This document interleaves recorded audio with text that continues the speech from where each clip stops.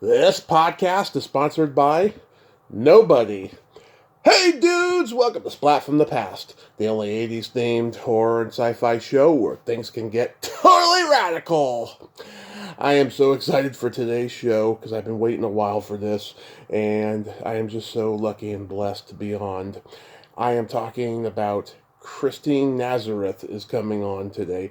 She's the girl in the movie theater that just wants to watch the movie and doesn't want to make out with Ken Shapiro in the Groove Tube, celebrating its 50th anniversary. If you don't know that movie, go watch it. It's on DVD. It may be on YouTube right now. I don't know. One of the streaming networks. It's a hilarious, raunchy, irreverent sketch comedy show movie based on the Channel 1 stage show that was in New York at that time with Chevy Chase and Richard Belzer and all those guys. And I've had Rich Allen on, who was a part of it as well, and co-wrote the movie and stuff. And Christine, she's had an interesting career. She was also a dancer in Xanadu, the notorious, disco space flop movie. Chevy Chase's Modern Problems, which was also a Ken Shapiro movie. And she was on a series, I believe it was a Telemundo series. It was called Cambalacho. It was a very successful sitcom in the 80s. And I want to find out more about her, and it's going to be a great conversation today. I can't wait. I reached out to her when the year began. I got no response, but I did get a friend request from her, or maybe I requested her, I can't remember, but either way, we made the connection, and she read my messages but didn't respond till like this past September, and now we're going to do this today. So yeah, here is my interview with Christine Nazareth.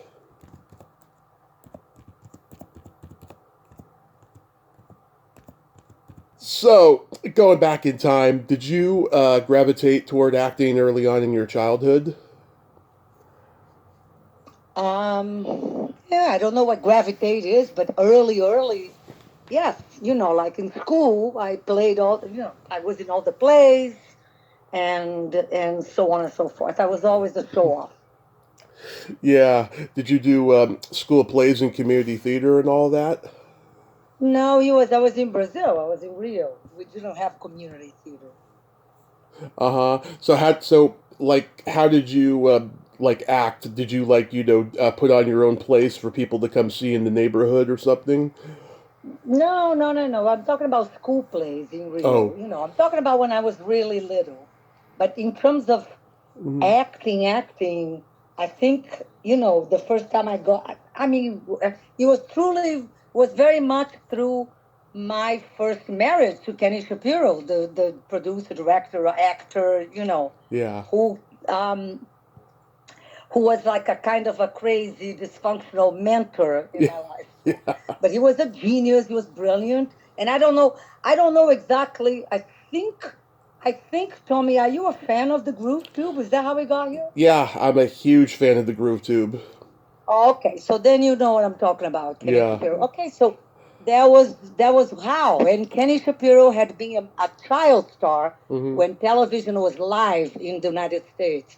He was in all the main, the big shows, the Milton Berle show, the Sid Caesar. Yeah. He was a big child star, and so when I met him, his attitude towards acting was very much like, "Oh, you don't, I can teach you how to act in a day."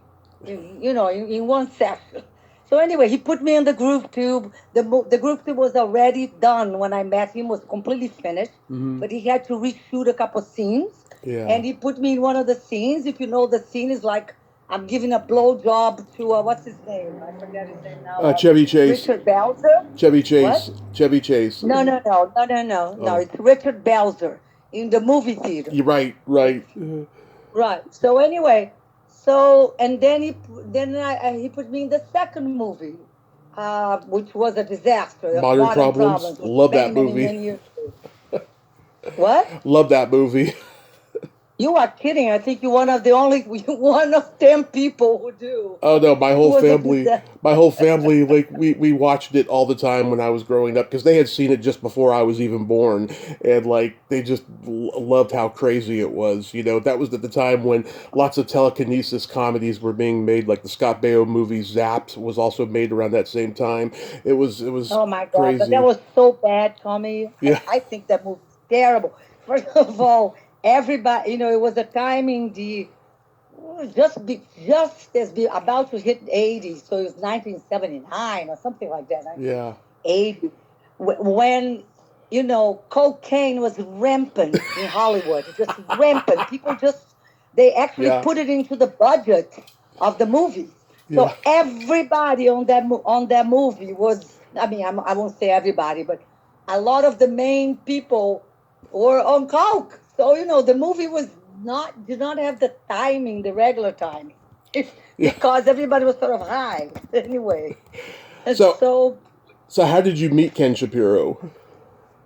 I met him in New York. Hmm. I met him, let's say, I was living with Elio Chusiko, who's a very famous, wasn't back then, but I mean, I guess maybe was. Yeah. Was an artist in a Brazilian artist in New York City. I Hmm. went to live in his loft. And then I met Kenny Shapiro on 8th Street. I was walking down 8th Street, and Ken Shapiro called me, on his VW, which is in the groove tube, that VW convertible Yeah. that opens the groove tube. And I thought that he was looking for directions because I had just been in the country for about a year and a half. I Hmm. didn't speak a lot of English.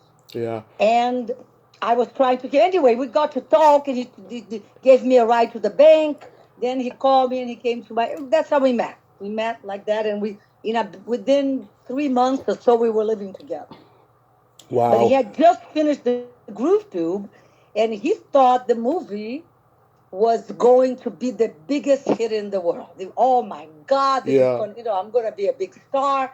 And he sent it, he had just finished. So he sent it to, I forgot what was the first studio, maybe Warner Brothers. Uh huh. And Warner Brothers passed, said no. And after that, every single studio said no. And he was definitely, he didn't know what the hell to do. He still owned like $30,000, to some of the bills in the movie. Yeah. And I don't know if you know, but the movie had an X rating to Oh begin yeah. with. Oh That's yeah. one of the reasons why the studios, turned it down. Right. Because back then, I don't know if now it's the same, but back then they had basically it was just a law on the books of what gave what movies a rating. And Yeah. it was like black and white. There was no, and one of the things was male frontal nudity. Hmm. And if you remember the Groove Tube, Hmm. there's two male frontal nudity. One of Yep. them was the funniest thing in the movie, which is a penis turned up upside down and Hello. dressed like a little piggy, Yep. right? Yep. So because of that, they gave it an X rating. Imagine an X rating was supposed to be just for porno movie. Yeah. Anyway, so nobody wanted the movie, and and that's when I met him. So Hmm. we started. That's when we started living together. And at the Yeah. first, I spent 1 year with him, desperate to sell the movie, owing money, not knowing what to do. And finally, he made a deal. The reason why he made the movie was even came out Hmm. is that at the end of a year, his lawyer, his tax lawyer, Yeah. made a deal with five of his, five of his top clients who needed to lose money because they needed a tax write-off. And they bought the Groove Tube to lose money. Except that the deal was that, they had to finish the movie. They had to give Kenny the 30,000, whatever money he needed to reshoot a couple scenes. The movie had to be Yeah. distributed. Yeah. The movie had to come out and had distributed, and Kenny had a ceiling. If the movie made any money, Kenny would get a cut up to $5 million. And after that, the movie was no longer his. And $5 million in 1974 was, Hmm. was like a lot. It was like $50 million now. Right. But nobody thought that, they didn't think you were going to make it. Yeah. And we packed up everything. He sold his house in New York. We moved to LA. And we moved during a week in which the movie was opening along the country in all these different college towns.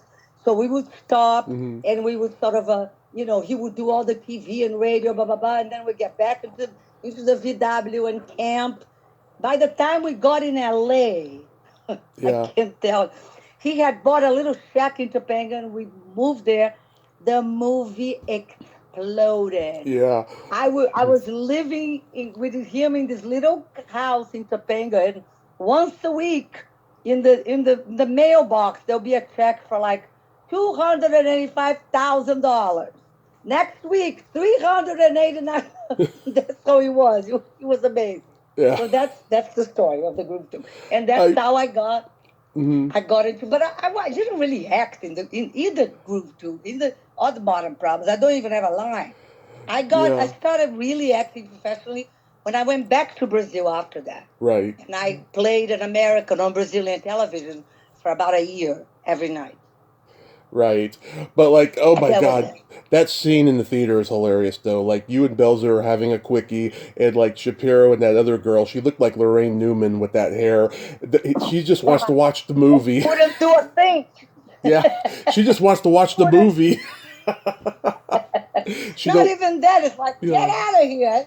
Yeah, it's hilarious. Yeah, my dad was 17 in 1974. He saw the Groove Tube 3 times at the drive-in. The first 2 times he was with a girl, so he was making out, so he didn't really watch the movie. So then the third time he sees it, right? He's like, this movie is going to be a classic someday. It is fucking hilarious. And then when I was 11, we rented it when my mom wasn't home, and it became like one of our go-to movies, and we still love it to this day. I haven't watched it in a long time, but I think it holds up well in many ways. There's some things that probably got older, but he was a genius. That Yeah. end, to me, that scene in the group to in the end, Just when you, he just is me. going, oh my God, just you, just me, Yeah. that's genius. Everything in that movie is genius. Like Coco the Clown, reading the Oh Tropic of my Cancer, God. or let your fingers do it. Chevy's doing the Yellow Yeah, Pages that was fingers. actually, I think that was Chevy's idea because he even did it afterwards on Saturday Night Live. I think that was his sketch. But Right. how about one of my favorite, because Kenny was just insane. How about the cooking show? Oh, the Cramp TV Kitchen. Yeah, my dad and I love that one. Yeah, or the Uranus Corporation. At Uranus, things come out a little differently. Oh my God! I Hmm. remember showing that he was showing that to the exhibitors, or Yeah. somebody, and some of them were disgusted with. Yeah. I bet they were. Oh my God! And you know what? I mean, Mhm. we then later we were here and we became friends with the Zucker brothers who did Airplane. Yeah, Kentucky Fried Movie. Mm-hmm. Yeah. And they said, and they in fact they gave interviews in which they said that they were in their college when the group passed through town and they saw it and they looked at each other and said, "That's what we want to do for a living." And Yeah. that's how they end up doing Airplane.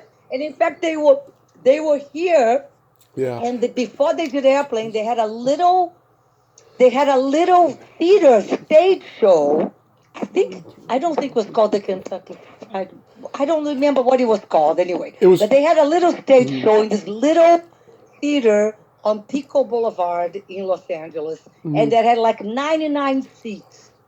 And a lot of a few of the sketches from Airplane, Yeah. they did it live, like the airplane, the thing in the beginning with the guy who's how to say taxiing the airplane. Remember in the Yeah. Yeah. beginning? Yeah. Uh, okay, so they did that on stage, and after a while they had a piano player who kind of like put would stay through the whole play and just kind of play along, and every time the guy got sick or had something that he couldn't do, they would ask Kenny. Kenny would jump in and Kenny would play.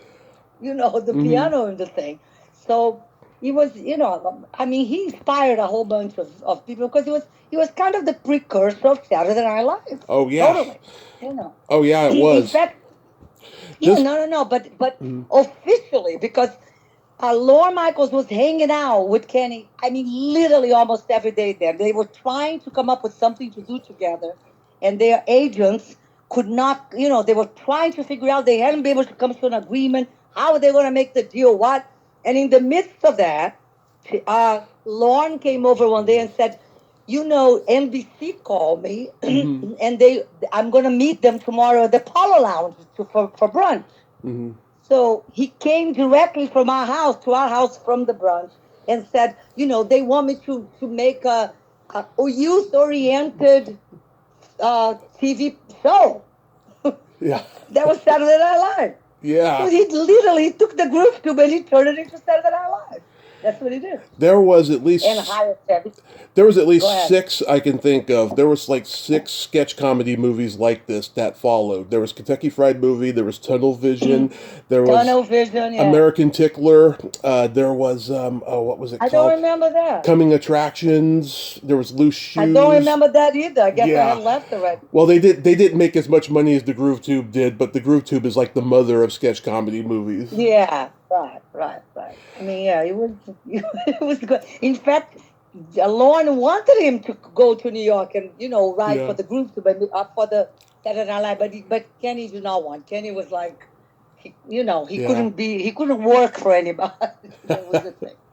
So He had to be get involved. did you see any of the Channel One stage shows? Well, they have videos Mm-hmm. which I saw endlessly when I was with them. I mean, we Yeah. saw so many. And not only that, I'm a friend of his first wife. Who's, Uh, Kenny died a few years ago, as you know, oh but yeah. she's alive. She has kids that I love. I'm close friends with them as well. And she was with Kenny at Bard College, which was when Channel One was created. That's when they did all of those things. Right. And Chevy was Kenny's roommate in college, Mm-hmm. and they they had all those sketches. They have sketches that I don't think you've ever seen, which was in fact it is when you think about it. But these people are crazy. How when Jenny, who's his oldest daughter, was a little baby, Mm-hmm. they will prop the little baby up Mm-hmm. with a sort of like a backdrop or something, but you could see as if the little baby was standing up, and they would throw pies on her face. It's just terrible.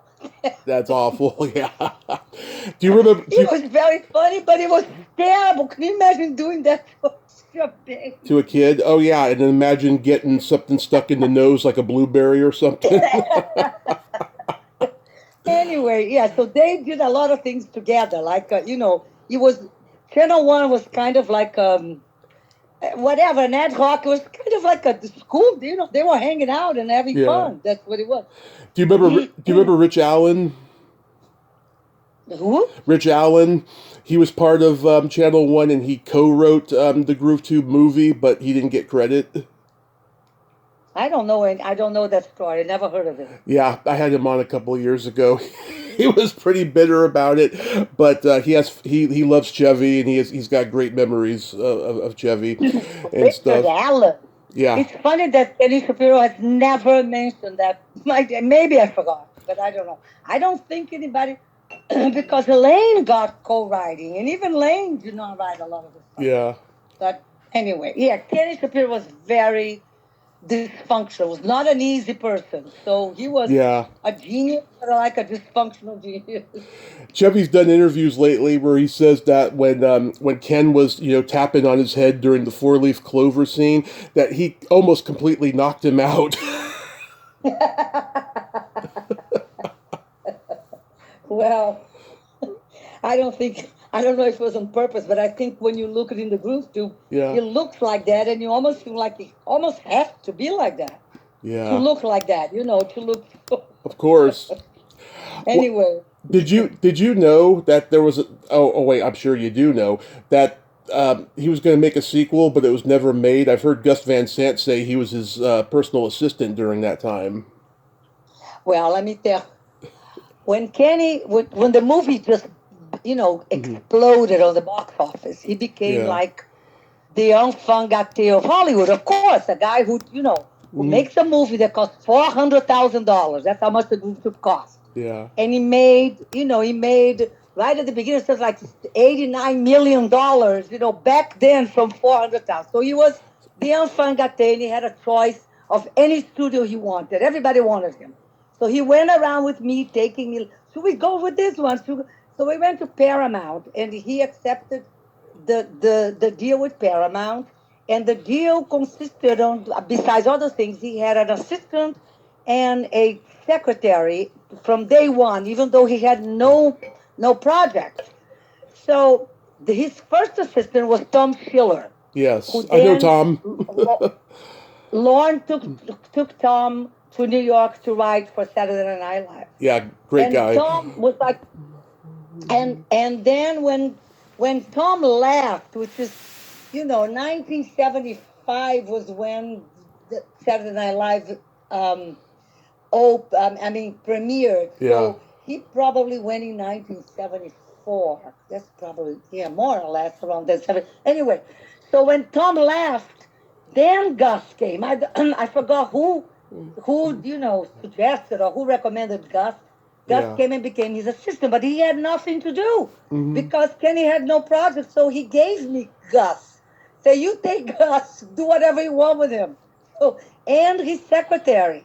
And we had this big mansion in Beverly Hills, above the Beverly Hills Hotel, which we had bought it because the movie started making so much money, and we lived in this little shack in Topanga. Yeah. And the lawyers start calling him and saying, Kenny, you have to buy very expensive things, otherwise you're going to give all the money to the government. You need write-offs. You need tax write-offs. So I was driving around looking for very expensive houses to buy, and we bought this big mansion in Beverly Hills. Mm-hmm. And I had Gus and his secretary, who was this girl who sort of like from a very kind of a prestigious family or something in Beverly Hills, whose brother then opened the Hard Rock Cafe. Mm-hmm. Anyway, they just with me all day long. So Gus ended up doing Super 8 movies with me. I would go, Gus, I want to do this documentary. And, oh, sure, I'll do it. Mm-hmm. And, and it was, we had no idea. But when he died, there was a memorial, a very small memorial. And I went and I saw Gus there after decades. And Gus was telling me stories about Kenny that I didn't even know after I had left. Wow. They were hilarious. Wow. Gus had a boyfriend, and Kenny got sick or something, and Kenny convinced the boyfriend to sort of like get dressed as a nurse and just push him on his wheelchair. And I don't know. He was insane. He was insane. Yeah. Oh my God, that's crazy. I would not want to be his children. The girls have a lot of, how can I say, scar tissue from it. Yeah. But, as somebody who was around, he was just hilarious. It was hilarious. It was brilliant. So then you were a dancer in Xanadu? Well, that's when we came to college. Then, we lived in Beverly Hills. I started doing, I don't know how. I know how. We got to meet the Tubes because everybody wanted to hang out with Ken. So somebody for some kind of a commercial, whatever, took us to see the Tubes. Remember the Tubes? You don't. Oh, I saw the Tubes in 2016 at Santa Cruz Beach Boardwalk, and I met them after the show. They had a meet and greet, and I said, "Are you guys going to do the song?" Because they had another show afterwards. I said, "Are you guys going to do the Modern Problem song? Going to get it right next time?" And they were not enthusiastic. What do you mean? This is after Modern Problem? Oh, yeah, this was 2016. I met them. I said, you guys are going to do... Oh, my God, are they still together? Were they still together? Oh, yeah, they do tours all the time. The Tubes with Fay Waybill? Fay Waybill, yep, he's still the lead singer. He always will be. You can't replace him. I mean, he's the best. They must be so old now. Yeah, they're in their 70s.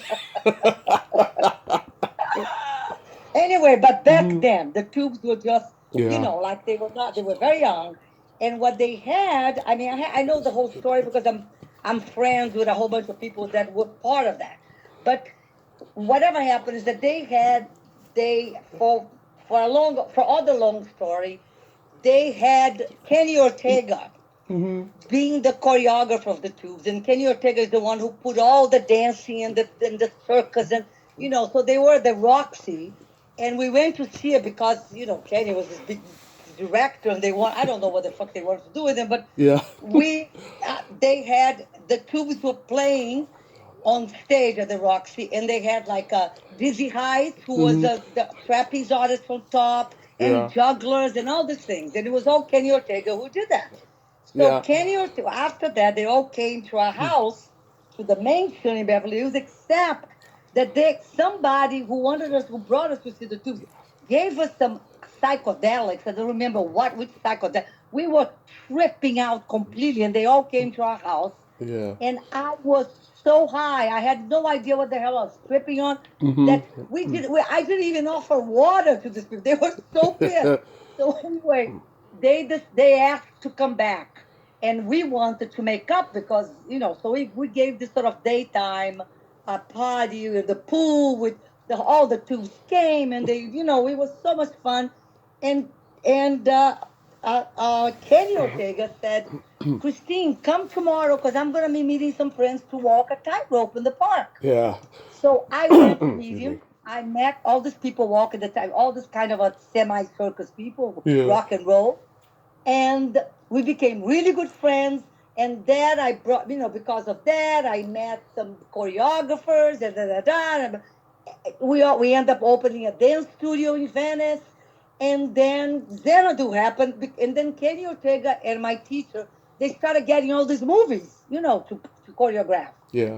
And Kenny Ortega got Xanadu, which another thing that the movie was so bad. Now the movie is a how can I say, it's a Cult cult classic. movie. Cult classic. Yeah. Yeah, but back then I cannot tell you. Time magazine, Time magazine got into the book of world records because of with the shortest, what is it called? The shortest movie review ever. Yeah. It was for Xanadu. Yes. And the movie review was Xanadu. And it was terrible. The theater, I mean, the director was bad. Anyway, but in terms of fun and all that dancing and and all the skating, and it was amazing. So I did that, and then they did it also. They choreographed one from the heart. I was gonna do Oh yeah, Coppola. tightrope and stuff, but then I said no. I don't want. I went travel. I don't remember that. Yeah. But yeah, that was it. Let's see. I've talked to Lena Posey, who was one of the dancers in Xanadu, and Ren Woods, the Black Girl Joe, and stuff. Yeah, they knew that movie was doomed from the start. Like they were on set and they were like, "What is this?" But we had so much fun because they simply employed every dancer, and I mean everybody, everybody that we knew were employed. Gene Kelly's And it last was- movie. What? Gene Kelly's last movie. Think last movie. Not only that, he bankrupted Coppola's studio. Yeah. It was, what is it called? Zoetrope. Zoetrope. Zoetrope. They spent so much money on the movie completely, but we would arrive on set just to give it we were like, I don't know how many dancers and how many dancers and performers and stuff in the movie. Well, let's say it's 100. Yeah. We'd arrive there at like 7 in the morning, and everybody would get manicures. They would pay for everybody to get. Now, why would you need a manicure? Yeah. Oh my God, it was hilarious. It was hilarious. So people bought, like the dancers, they bought cars. They bought, it saved a lot of people's lives. God. Yep. So I'm trying to remember, like, what scene were you in Modern Problems? Was it the dance club or? No, Modern Problems. I was with Chevy. Chevy enters a restaurant, isn't that it? And I'm there. The and nosebleed. I'm sort of like flirting with him. Yeah, the nosebleed scene, right? I forgot. I haven't. Oh my God! If I haven't watched the group, the Modern Problems, I haven't watched forever. I think maybe I watched it once. What was it? Is it the nosebleed? I forget the Yeah, name. yeah. He's in the restaurant and he sees the guy across from him that's, they're competing for the same girl and he makes his nose bleed. Oh, I. Yeah. It's so stupid. Yeah, to this day, Oh my my parents God. still quote when, he snorts that demon powder like it's cocaine and then he's like, "Yes! I like it." It's brilliant. I mean, I'm telling you. I mean, humor is so silly, and it still is. When you see, the thing is that when you see Saturday Night Live now, you get like Yeah. maybe 15% of the stuff is funny, you know, Yeah. and and I mean, but still, it's you see, it has sort of like acquired this kind of a status in humor because it is just like silly, this thing of doing satire, making Mhm. satire of and that's what Kenny was a genius at that. For example, I don't know, you were too young, or probably weren't even born. I don't know, in '75, but when No. Saturday Night Live opened, Yeah. Chevy Chase, Chevy used to always open the show with a pratfall falling. Remember that? I don't know if Yep. you ever seen him Yeah, before. Gerald Ford. No, but Gerald Ford would be a character you play. But I'm Yeah. saying instead of like live from New York, this is Saturday night. He would Yeah. always be after he fell.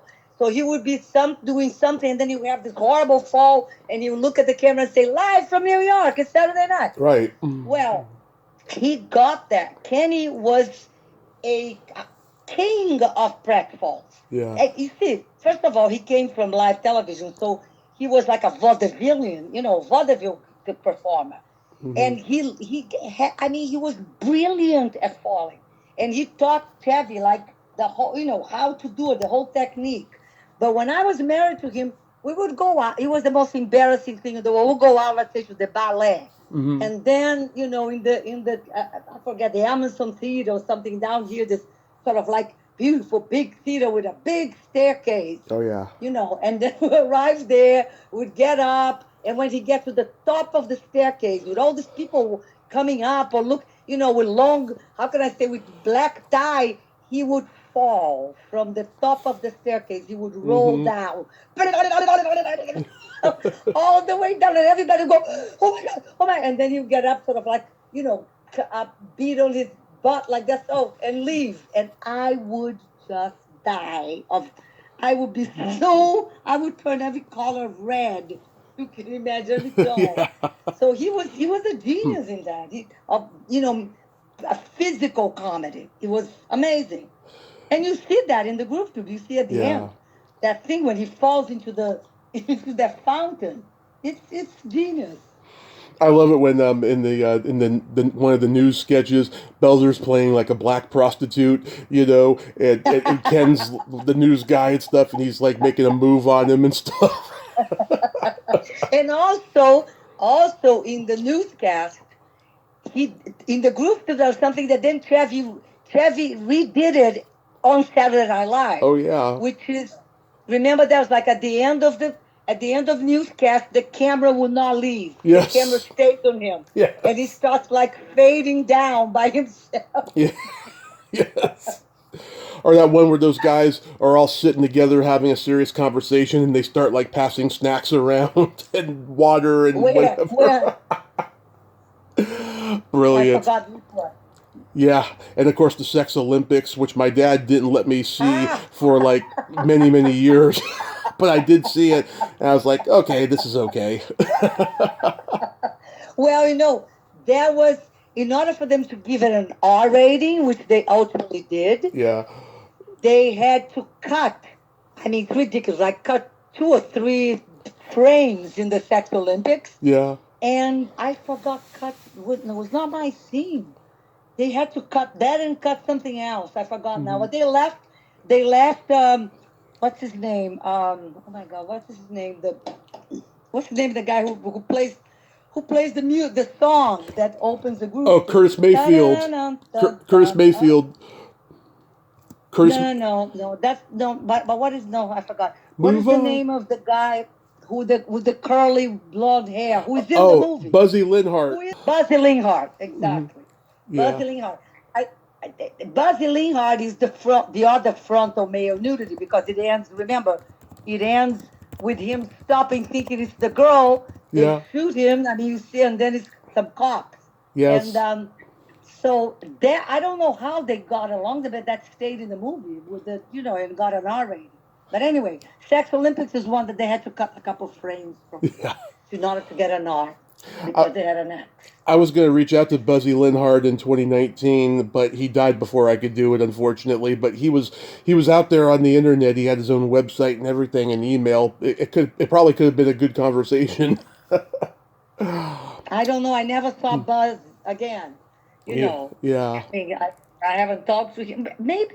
Wait a second. Didn't I show up? Did Buzzy? Maybe. Maybe Buzzy did show up in the memorial. When did he die? I like 2019. 29. Okay, so he was at the memorial now, if I remember correctly, because Hmm. there was like a mini band there, and I think it was Buzzy. I don't know. I don't remember now because Yeah. you know there was all this intrigue later on that people. I went back to Brazil. I spent 10 years, so I Hmm. was not part of all the intrigue and all of that. But I know that there's some people who liked Buzzy, the others didn't, from the family. So anyway, I think he was in the memorial. Yeah, I never saw him again. So you mentioned before the sitcom you were doing in Brazil, like that had like a cult following, right? Well, it was not a sitcom. Is that in Brazil? Hmm. In Brazil, the biggest, how can I say, the most successful shows on television, Hmm. they are primetime soap operas Hmm. that air 6 nights a week on prime time Hmm.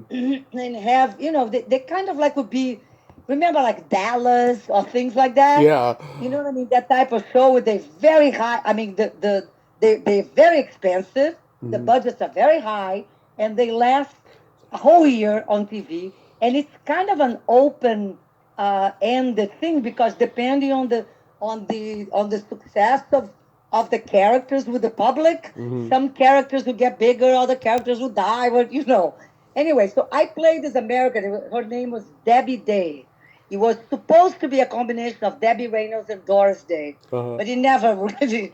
And and I'm a dancer there as well. I'm a tightrope walker, blah blah blah. And and I played this American that starts the soap. I only spoke English with subtitles, Hmm. and then throughout the year I started learning Portuguese with a very thick American accent. Now I thought I was doing really well, and all Brazilians thought I was American because hadn't been in Brazil for that long, so they didn't know me as an actor. Hmm. And the Americans who live in Brazil would go like, "Are you fucking kidding me? This girl is not Brazil. Is not American. She has an accent." And but I think it's because I spoke very fast English. Hmm. All Brazilians believed. I mean, totally believed that I was American. So I play this character, and the things that all these soap operas have huge followers. They have like immense. This is before the internet, Hmm. so you know what I'm saying. They had. I mean, the the the network that I was in had something like 80% of viewership in the whole country, a country with 300 million people. So Hmm. you become, instant. Everybody. It's not only me. The cast was a huge cast, Hmm. but everybody becomes famous. Yeah. So that was it. And yeah, so I was there for a year, and then I did a play, and then I got fed up with Brazil, and came back. And I came back in 2000. When did I come back? When did I come back? No, 1994, something like that. Okay. 1994. Yeah. So So what else? what made you get into like writing plays and stuff? That is the thing that I've always done since I was little. Hmm. And my parents, my mother, everybody always said that I was going to be a writer. So I always wrote. So when I went back to Brazil before I did the soap opera or whatever it's called, Yeah. I wrote for TV because I went back to Brazil because I met this guy that I ended up marrying, and he was like a top TV writer in Brazil, Hmm. and he invited me to go back and write with him. for prime time immediately. So I started immediately writing shows for prime time in Brazil, specials and and mini series. And then I did the soap opera, and then I wanted to do stage. I did this play for this one guy who wrote this play, and then after it was over, I wanted to keep doing theater, Mm-hmm. and I didn't have any place, so I sort of like sent from here, like I had read 50 plays. I had one play after, please send me more plays, and I read 50 plays and couldn't find any play that was good for me, so I sat down and I wrote it. And of course, immediately after having read 50 plays, it was like a crash course in theater, right? So I just sat and I wrote, and I did it. And then it was a big scandal. I'm not going to go into that now, but it was a big, Mm-hmm. a big thing there. And I just was so fed up. And there was a time when when was it? 1990? Yeah, 1990 is when Mm-hmm. the play opened. It was a crazy time in Brazil, which nobody knows here either. But it was, we had like this crazy inflation, like 90% a month inflation, which was insane. You could never buy the same thing twice for the same price.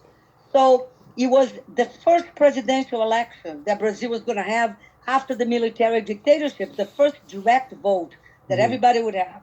And of course, when you spend 30 years without voting, you really such a prey for for demagogues and stuff, Mm-hmm. because you never vote. Even here we are prey for demagogues. Imagine back then.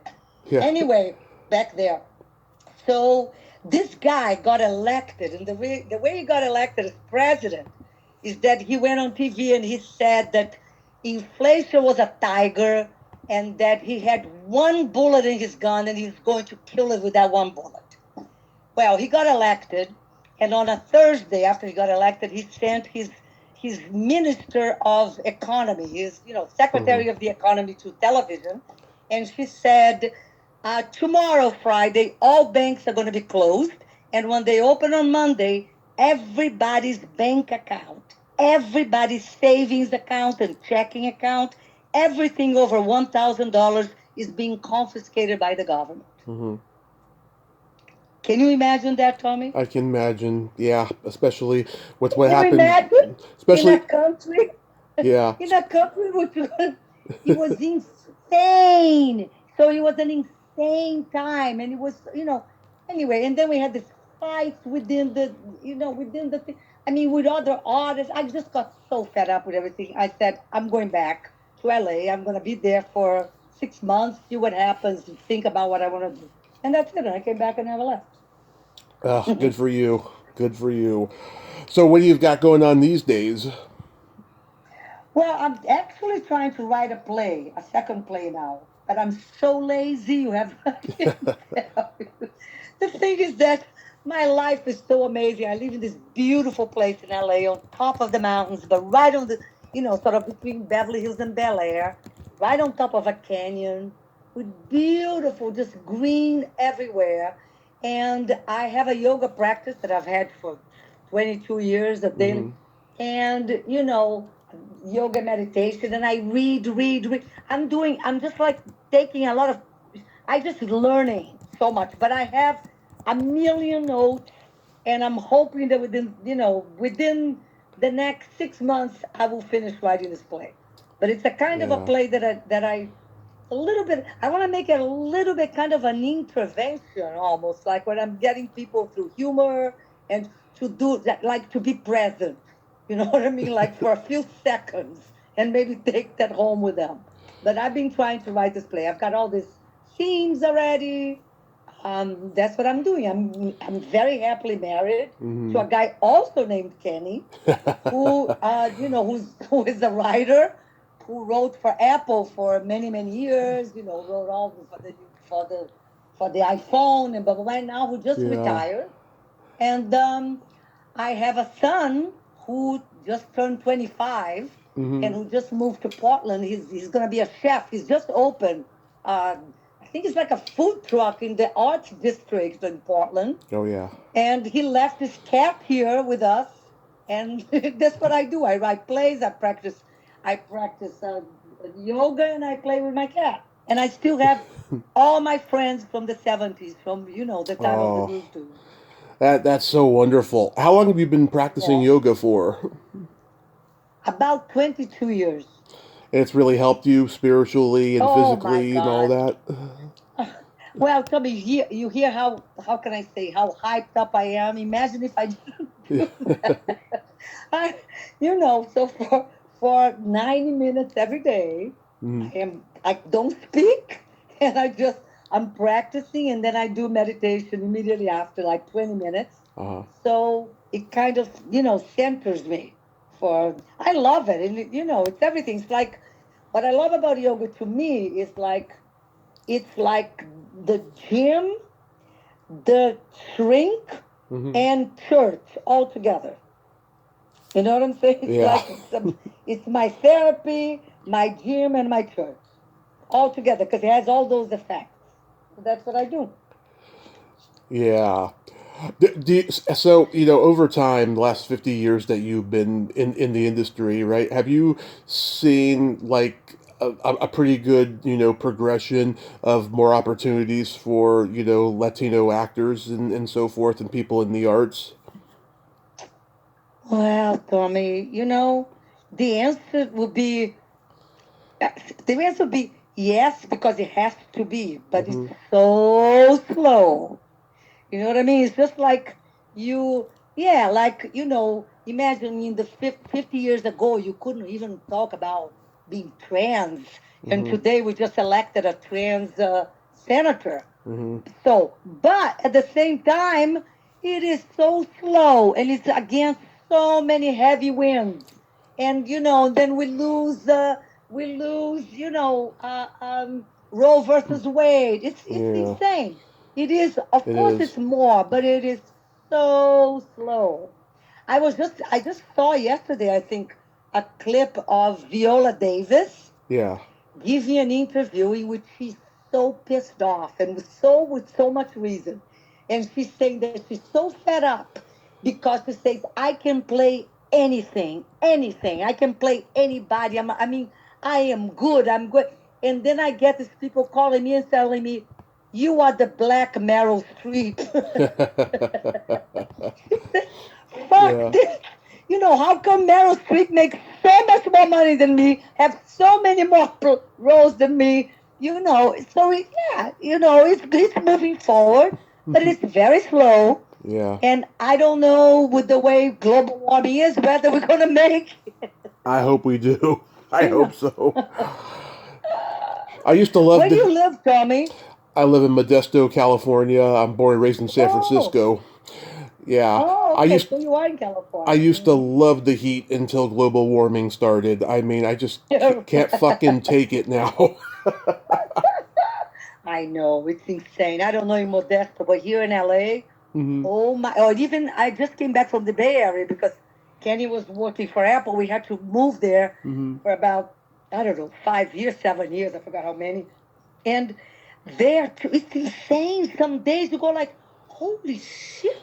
We never had heat like this. Yeah. And then I don't know in Modesto, but a couple years ago we had those days that suddenly, in San Francisco, the morning was like night. Everything was dark. And then everything was orange. Right. Oh my God.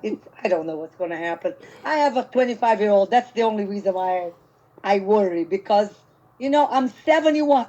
So I don't think I think I will die before the world ends, but I'm not Don't think sure. that way. Don't think that way. We need Christine Nazareth in this world. We do. And I thank you so much for coming on today. This was just wonderful. You're very welcome, Tommy. It's a pleasure. Anytime. Yes, and you have a happy holiday season. Be safe out there. You too, Tommy. All right. All right. Bye-bye. Ciao. Ciao. Well, there you have it. Christine Nazareth. Ain't she a sweetheart? Oh my God. What a bundle of energy. I just fucking loved her. And I had no idea she was Shapiro's wife. Wow. The internet doesn't tell you everything, unfortunately. I don't know. Maybe it did under his entry, but under her entry, it didn't say anything of the sort. But wow, that was great. That was great inside baseball to the Groove Tube and everything that she did afterwards. What a great lady. Well, until next time, this is Tommy Throwback Kovac saying there's no shame in living in the past because the present sucks. Later, dudes!